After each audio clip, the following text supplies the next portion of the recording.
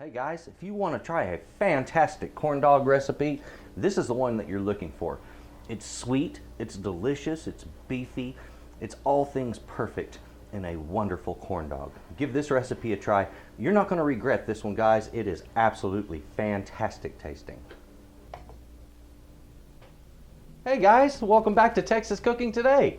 On this episode, we're going to be making some delicious food. Now, this is actually fair food. This is the stuff that you get when you go out to the fair. And I thought it would be perfect for this time of year. Hey, everybody's going to the fair. They're having corn dogs. Let's give you a special corn dog recipe. Now, this isn't my idea, okay? I would love to claim credit for this one, but a coworker of mine came to me. Her name is Anita. Anita, this is for you. This one's dedicated to you. Hey, she wanted a jalapeno corn dog. And I said, I think I can pull that off. Not a problem. So I told her, give me a week, I'll come up with something. And sure enough, I developed it this weekend. And here today, you're going to get to see it. So this is a wonderful tasting jalapeno corn dog. I've got fantastic ingredients over here. Let's get busy making this wonderful goodie.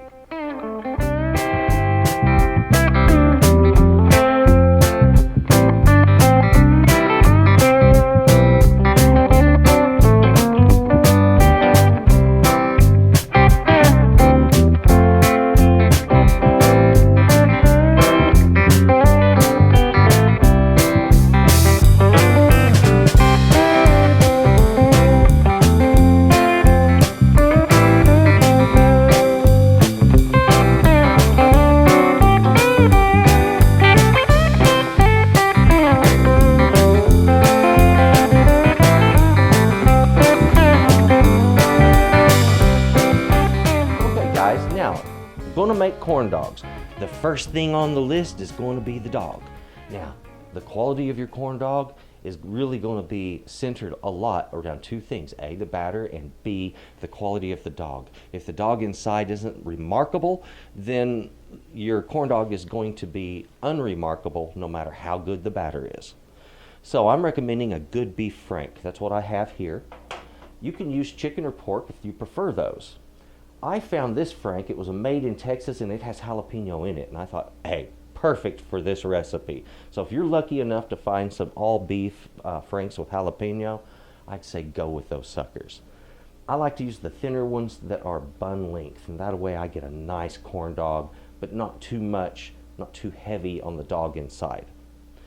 To cook these up, I'm going to be needing some oil. I've got back here about a half of a gallon of peanut oil. Any kind of cooking oil that can cook at a high temperature is going to work well for you. Okay, don't worry about that too much. Just go with what you normally fry with. You're also going to need some sort of a stick. These are what they call apple sticks. They sell them in grocery stores around here. They can be purchased under other names as well, but the reality of it is it's just a pointed stick that's used for cooking food for different things. Now, this guy is really, really sharp, so I'm going to blunt these tips a little bit with my knife, just cut off the sharper portion of it. It'll make it harder to put in the dog, but it'll make it safer to eat with. The other ingredients I have here, of course, we need to remember the most important part, in my view, is these jalapenos, because this is so much flavor. We're going to fine dice these, and we're going to want about a cup of jalapeno fine diced when we're finished. Also, we're going to need 4 teaspoons of baking powder, a half a teaspoon of salt. This is going to help it to rise up. This is going to give it some flavor. The baking powder is important. You do not want baking soda. You want baking powder. Otherwise, the batter for your dogs isn't going to rise up appropriately. Our other ingredients here, and this is easy measurements. We have 1 cup of flour. This is just a plain all-purpose flour. Bread flour works good too.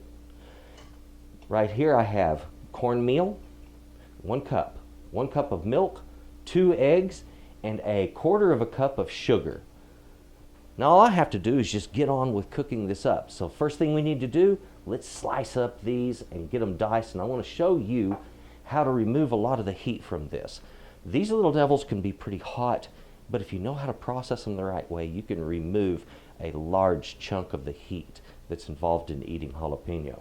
So we're going to get it controlled and manageable and make a wonderful tasting corn dog. Before we move on with our hot dog recipe here, our corn dog, we want to know some way to take the rest of the batter and take care of it. So this is a good way right here. These are just simple muffin cups, and I've got some foil muffin liners in there. These work really good. You can use paper too, but the foil releases clean. If you're going to go without a cup, you might just grease these up a little bit and then pour your batter in there. Now, the only reason I mention this to you is because when you're finished making your corn dogs, unless you're making 20 or 30 of those guys, you're probably going to have some batter left over. And having some way to use that batter rather than just dispose of it is really a cool thing to do. So, this is a neat way to do it, or you can just cook it up in a single cake, whatever you'd like. Let's get on with processing our jalapenos. Now, we need to have 1 cup of fine diced jalapeno.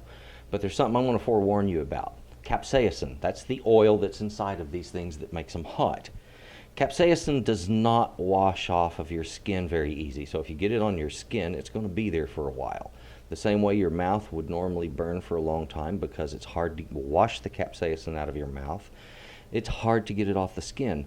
So if you get it on your hands, you wash your hands, and then hours later you rub under your eye, suddenly the area under your eye is burning because it is not as resistant to the capsaicin as the skin on your hands is. I really recommend that you use gloves when you're going to be handling any form of chilies or peppers. Unless it's a sweet pepper like a bell pepper, this is just really smart, okay? First thing I'm going to do is remove the crown on these guys. There we go.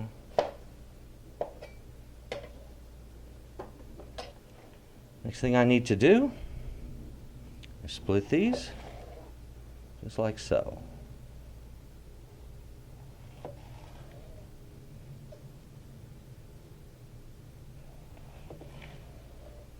And you notice how my fingers are, how they're curved under, my thumbs are behind as I was doing that, and that was so the knife would glide on the side of my knuckle. You want to be real careful when you're handling things like this. Now, all of this white portion on the inside here, where those seeds are attached, that's the hot part of your chili right there, guys. That's it. That is the part that's going to burn you. So I'm going to remove it, the majority of it, from my chilies. These seeds, you can shake them out or you can wash them out. I gave that a good wash. Now, when you process your jalapeno like this, you have removed the vast majority of the heat that jalapeno has. So right there, you've done yourself the biggest favor. And it's such a simple thing to do, wasn't it? Right there's the heat. The very hottest portion of this is the little bitty membrane that holds the seed to that white portion. That membrane is ridiculously hot.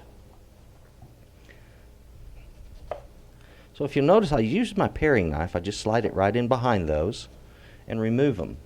You can also come at an angle like this.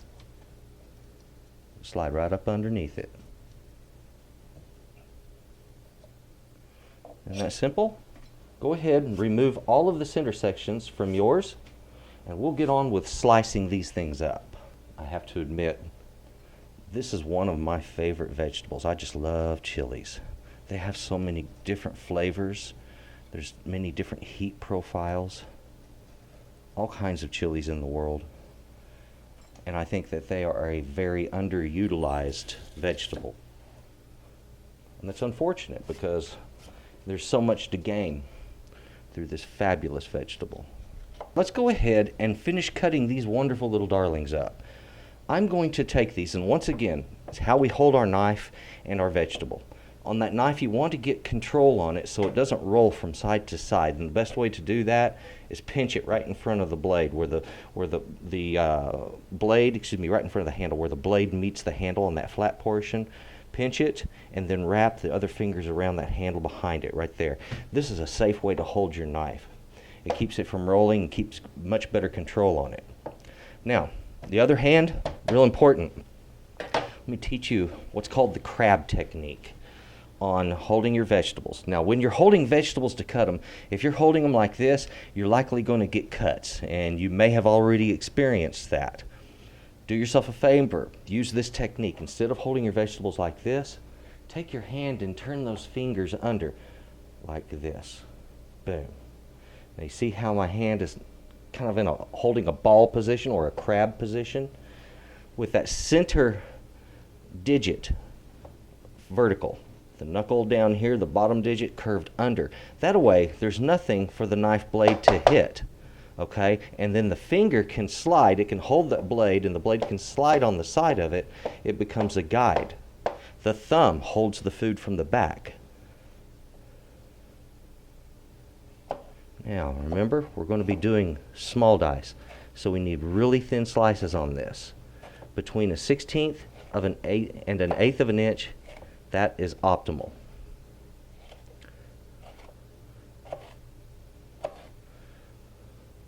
If you'll notice what I'm doing with my knife, I'm giving it a bit of a slight rocking motion. You can slide it, but I'm taking advantage of the shape of my blade.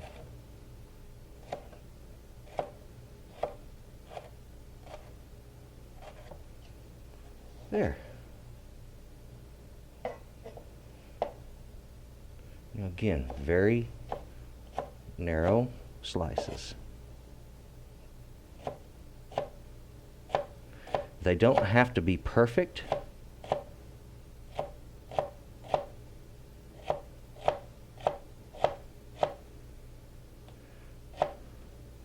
But one thing's for sure, the smaller, the better. There, isn't that beautiful? That's the beginning of it. Now I just got to finish this up. If you guys would just finish doing the exact same thing, we'll meet on the other side. I'm going to go ahead and finish processing these out. Make sure you go ahead and get your sticks cut off on the tip. You don't want it to be too sharp, so just cut the very tip part of it off so it's not quite as pointy. And then go ahead and drive them right up into your dogs. You want a good amount sticking out for a handle, okay? Something good enough to get a hold of to eat it later on. There we have it. We're ready to go ahead and batter and fry these up. Okay guys, let's go ahead and get this wonderful batter made. The first thing I need to do is to combine all of my dry ingredients. Now, I'm going to do that right here. My baking powder. There we go. My sugar. Half teaspoon of salt. First thing I want to do is combine those dry ingredients. This just makes easier mixing later on.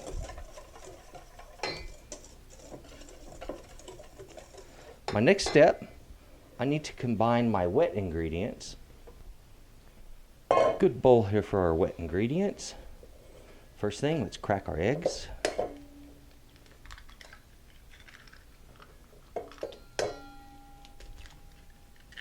Let's go ahead and beat those eggs.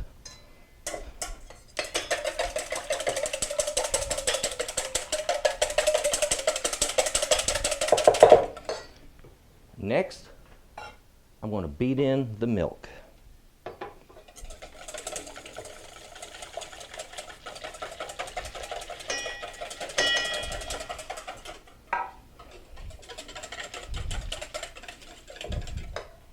This is simple enough. I'm going to take my mixtures here and get them combined.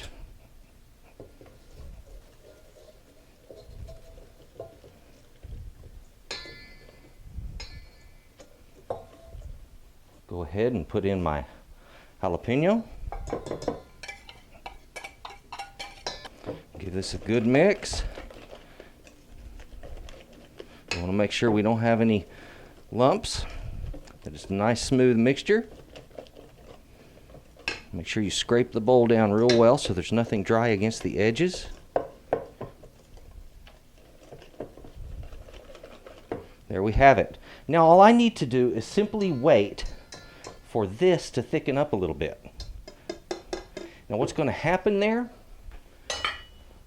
Our cornmeal is wet, but our cornmeal is also very gritty at this point. So I need to give that cornmeal a little bit of time to hydrate, to soften up before I go to cooking with it. So this gets a 20-minute rest. it can just sit there and wait. Next thing I need to do, get myself a good pan for some oil. So let's break out a nice fry pan. We're going to place the oil in this. It's going to be a good deep amount of oil. It'll probably come up about halfway or a little bit more. And this will be perfect for frying. So in about 10 to 15 minutes, I'm going to start heating that oil. And then we can get on with using that batter to make some fabulous dogs. All right, it's time for us to get these dogs battered up. Back here I have a pan with my oil in it. And that's a good deep amount of oil, about an inch or so is what you're looking for. I have a thermometer in the back of that. If you don't have a cooking thermometer, I highly recommend that you get some. You need some for frying. Just a regular thermometer is a chef's thermometer to check things. That's important. An oven thermometer, various different ones is wise. Now we have our batter here. You notice it's kind of puffed up, it's a little bit bubbly, just the way it should be. I'm going to put my dog down in this. I'm just going to kind of work him around a little bit. I have seen some folks take the batter, put it into a glass, and then just drop the dog right down into it and pull it out, and boom, they're ready to go in the oil. And that's fine too, that works good. My oil is heating at the moment. It's coming up to about 275 right now. Now in your cooking tutorial, here's a nice little reminder for you. If you're worried about the dog not picking up enough batter, or if it seems to be running thin on the dog, then you might want to go ahead and thicken your batter just a little bit. That's fine. You can add a little more cornmeal or a little more flour. Either one will thicken it fine. The flour will probably thicken it faster with less of it used. Your dogs, they can be dusted with flour or with some cornstarch. You don't have to. If you dry them really well, the batter should stick well enough to it. I just use some paper towels, dry mine off real well, and call it good. My oil temperature is now at about approaching 320. So I'm going to take this dog that I started to coat earlier. Some of that coating came off of the upper part, so I just want to get a good deep batter on it, and I want to go straight from this bowl with all of this batter right on it, right into that hot oil, just like this. If a little bit hits the bottom, it's not a big deal. Don't worry about that. Let's do up another one. Once that batter has set on one side, you might want to turn it. And as I mentioned earlier, what are we going to do with all that extra batter? Well, heck, we're going to be making some corn muffins with it. You can save this, use it later, but I find it's usually best. Go ahead and use it up. There we have him frying up real nice. Flip him over. Turn this guy so we can get good even cooking. I need a place to drain these, so I'm going to put that pan rack I pulled out right there on my plate, and I have a drain rack. No, you don't have to use paper towels. If you've just got something for the oil to drip through, that's more than enough. If you think about it, restaurants aren't going to use paper towels. They're going to use something like this, a pan rack. If you want restaurant quality, you need to use restaurant techniques. And you want to be gentle when handling these. Remember, your tongs can tear the tender batter very easily. Also, when you pull these out of the oil, don't grab that stick. You're going to have to give them a few minutes to cool down. That stick, when it comes out of there, remember, it's 350 degrees. You don't want to grab a 350 degree chunk of wood. It's going to burn you. That one's done. Once you reach that nice deep golden dark brown color there like that one, then the corn is finished cooking, and so has the dog. So as you see here, this is a very, very, very simple thing. The hardest thing about this entire recipe, in my view at least, is cutting up those jalapenos. That's the biggest chunk of work right there. All right, my heat is off. I would like to mention one last thing. If you will notice, I was cooking this on the back burner. Whenever I have a lot of oil in a wide, shallow pan like this, I want to get the handle and the pan back where it's difficult to bump it. And that way I'm less likely to slosh that oil and burn myself or anybody else with it. Now guys, let's go ahead and get that beautiful corn batter down into our muffin cups. I'm using a 2-ounce ladle here. I find that's a really good size for a corn muffin. It gives that each one of those cups about 3/4 of the way full, and I let a little of it drip off the bottom as you see, and then right into that cup.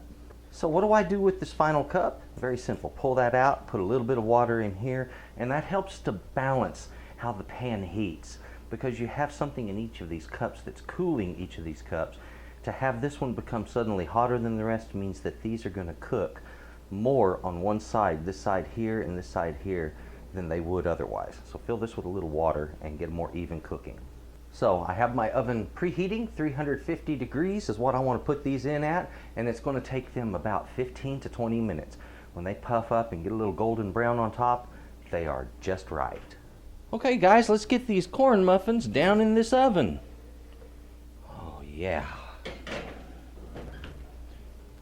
There we have it. They're in the oven, 350 degrees. We're going to give them 15 to 20 minutes. I'll check them in 15. Here's how you're going to test those to know if they're done. You're going to take a toothpick, slide it into the middle of one of those, into the middle of your bread.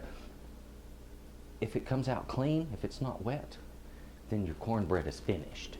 Hey guys, look at these gorgeous corn muffins. Here, let me pull this back. Oh yeah. Let's open that guy up and take a peek. Look at that. There it is, guys. Jalapeno corn dogs. These things weren't that difficult to make, were they? Look at that. Beautiful jalapeno corn dog.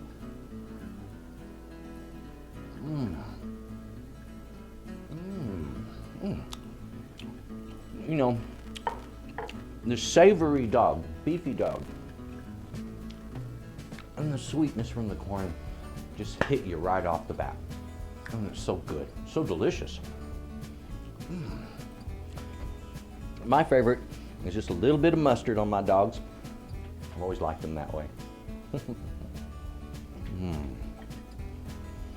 You guys pick yours however you prefer. Thank you for watching. Man, that's just so good. Delicious. I'm going to be enjoying this. I don't get to enjoy simple foods like this too often, and I'm going to take advantage of this one. Guys, I would like to say thank you so very, very much for watching my show. For my subscribers, guys, thank you. Thank you so very, very much.